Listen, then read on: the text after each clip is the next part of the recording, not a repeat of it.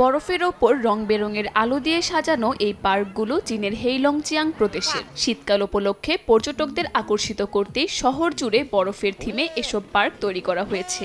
আছে বিনোদনের নানা মাধ্যমও। হেইলংজিয়াং প্রদেশের হেইহে শহরের 25,000 বর্গমিটার একটি বরফের পার্ক পরিণত হয়েছে অন্যতম পর্যটন আকর্ষণে। সেখানকার বরফের তৈরি বিশাল স্লাইডটি নজর কাড়ছে আগত দর্শনার্থীদের। শহরটি আগে থেকেই শীতকালীন অবকাশ উদযাপনের জন্য জনপ্রিয় স্থান হিসেবে পরিচিত। এবার আরও নতুন নতুন বিনোদনের মাধ্যম উদ্বোধন করা হয়েছে পর্যটকদের জন্য। আমি প্রথমবারের মতো বরফ ও তুষারের তৈরি ভাস্কর্য দেখছি। শীতের থিমে তৈরি এত বড় পার্ক উপভোগ করছি। আমি খুবই খুশি। আমি স্থানীয় বাসিন্দাদের উদ্দীপনা ও তাদের সংস্কৃতি অনুভব করতে পারছি। হেইলংজিয়াংয়ের আরেক শহর বেইয়ানেও উদ্বোধন করা হয়েছে আইস কার্নিভাল নামের থিম পার্ক, যেটি 1 লাখ বর্গমিটার জায়গা জুড়ে বানানো হয়েছে। পার্কটিতে অন্যান্য আয়োজনের পাশাপাশি রাখা হয়েছে বরফ ও তুষারের তৈরি অসাধারণ সব ভাস্কর্য।